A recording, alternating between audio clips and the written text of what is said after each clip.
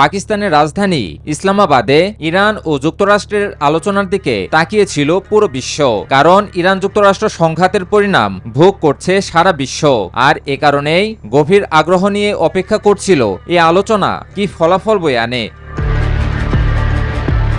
ইসলামাবাদ টক্স শিরোনামে পাকিস্তানের রাজধানী ইসলামাবাদে শনিবার বিকেল থেকে শুরু হয়ে টানা ২১ ঘন্টা চলে ইরান ও যুক্তরাষ্ট্র দুই পক্ষেরই রুদ্ধদ্বার বৈঠক। কিন্তু এত দীর্ঘ আলোচনাতেও মিলেনি কোনো সমাধান। উল্টো কোনো সমঝোতা ছাড়াই দেশে ফিরে যায় যুক্তরাষ্ট্র ও ইরানের প্রতিনিধি দল। ফলে বিশ্বজুড়ে আবারও ঘনীভূত হতে শুরু করে একটি প্রশ্ন, ইরান যুক্তরাষ্ট্র ইস্যুর মিলবে কি কোনো সমাধান?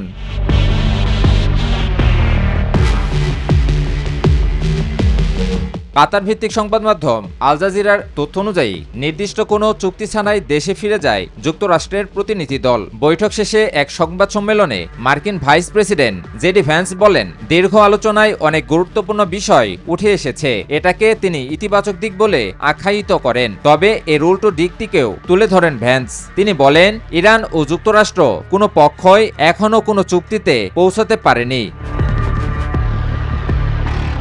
ভ্যান্স জানান, যুক্তরাষ্ট্র তাদের অবস্থান স্পষ্ট করেছে, অর্থাৎ কোন বিষয়ে তারা আপোস করতে পারবে এবং কোন বিষয়ে নয় সেসব বিষয়গুলো। কিন্তু ইরান সেই শর্তগুলো মেনে নেয়নি বলেও উল্লেখ করেন তিনি। ইরান ঠিক কোন প্রস্তাবগুলো প্রত্যাখ্যান করেছে এ বিষয়ে বিস্তারিত জানাননি ভ্যান্স। তবে তিনি ইঙ্গিত দেন, যুক্তরাষ্ট্রের মূল দাবি ছিল ইরান যেন কখনোই পারমাণবিক অস্ত্র তৈরি না করে এবং সেই সক্ষমতাও অর্জনের চেষ্টা না করে। তার ভাষায়, ইরানের পারমাণবিক স্থাপনাগুলো ধ্বংস করাই যথেষ্ট নয়, দীর্ঘমেয়াদে তারা এই কর্মসূচি থেকে সরে আসবে কিনা সেটি এখন সবচেয়ে বড় প্রশ্ন। আর সেই বিষয়ে এখনো কোনো নিশ্চিত প্রতিশ্রুতি পাওয়া যায়নি। সংবাদ সম্মেলনের শুরুতেই পাকিস্তানের প্রধানমন্ত্রী শাহবাজ শরীফ এবং সেনাপ্রধান ফিল্ড মার্শাল আসিম মুনিরের ভূয়সী প্রশংসা করেন ভ্যান্স। তিনি বলেন, পাকিস্তান এই আলোচনায় দারুণ আতিথেয়তা ও সহযোগিতা দিয়েছে।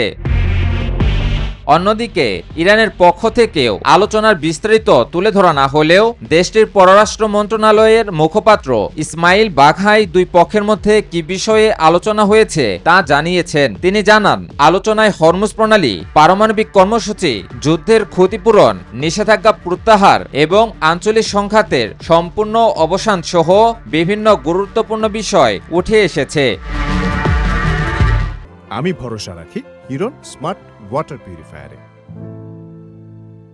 এদিকে যুক্তরাষ্ট্রের প্রতিনিধি দল দেশে ফিরে যাওয়ায় এবং আলোচনায় কোনো সমাধান না আসায় ইরানি প্রতিনিধি দলও ইসলামাবাদ ত্যাগ করে নিজ দেশের উদ্দেশ্যে রওনা হয়। সব মিলিয়ে দীর্ঘ আলোচনার পরও কোনো চুক্তিতে পৌঁছাতে না পারায় আবারও অনিশ্চয়তায় পড়েছে মধ্যপ্রাচ্যের পরিস্থিতি। কূটনৈতিক প্রচেষ্টা অব্যাহত থাকলেও সংঘাত থামানোর পথ এখনো অনেকটাই দূরেই রয়ে গেছে। বিশ্ব এখনো গভীর আগ্রহ নিয়ে ইরান যুক্তরাষ্ট্র আলোচনার দিকে তাকিয়ে আছে, ইতিবাচক কোনো সাড়া পাওয়া যায় কিনা তার আশায়।